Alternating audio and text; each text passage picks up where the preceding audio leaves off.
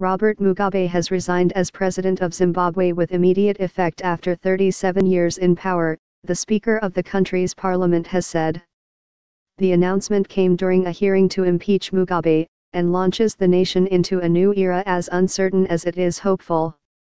The move caps an astonishing 8-day crisis that started when the military took over last week in order to block the rise to power of Mugabe's wife and her faction within the ruling ZANU-PF party, and then developed into a popular revolt against the 93-year-old autocrat. A letter submitted to Parliament by Mugabe said his decision to resign was voluntary. Wild jubilation broke out among MPs when the Speaker, Jacob Mudenda, made the announcement, and cheers and celebrations spread through the streets of Harare. "We are elated, it's time for new blood," said William Makambor, who said he worked in finance. "I'm 36 and I've been waiting for this all my life. I've only known one leader." Munyaradzakai's Ango, celebrating nearby, said, "I'm 35 and I have children. I was born under Mugabe, and they were born under him. This is going to put Zimbabwe back on the map."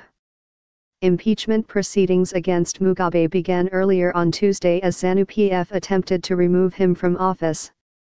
Thousands of people turned up outside Parliament to urge on MPs, chanting, dancing and waving placards in Africa Unity Square.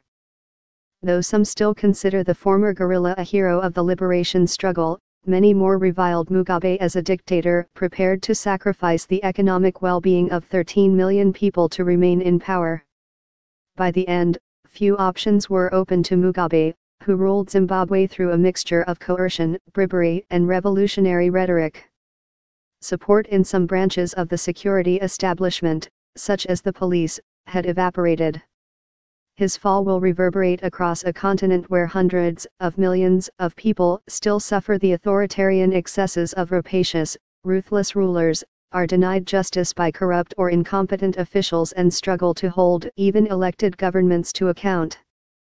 The way is now clear for Emmerson Mnangagwa, the vice president fired by Mugabe 13 days ago, to take power. He was appointed interim leader of ZANU-PF at a meeting on Sunday. The military has said it has no intention of staying in power and, according to the constitution, Mnangagwa should now take the place of Mugabe as head of state and commander-in-chief of the armed forces. Shortly before legislators met, Mnangagwa broke more than a week of silence to add his voice to those calling for Mugabe to step down. Until recently, Mugabe's right-hand man, Mnangagwa, 75, is a veteran of Zimbabwe's liberation wars and a former spy chief who has close ties with the commanders who led the takeover. Opposition leaders in Zimbabwe have called for the formation of an inclusive transitional government but risk being sidelined by the army and ZANU-PF. Mugabe has been under house arrest and key allies of his wife, Grace, have been removed from power since the military took charge last week. ZANU-PF introduced the motion to impeach and the opposition seconded it.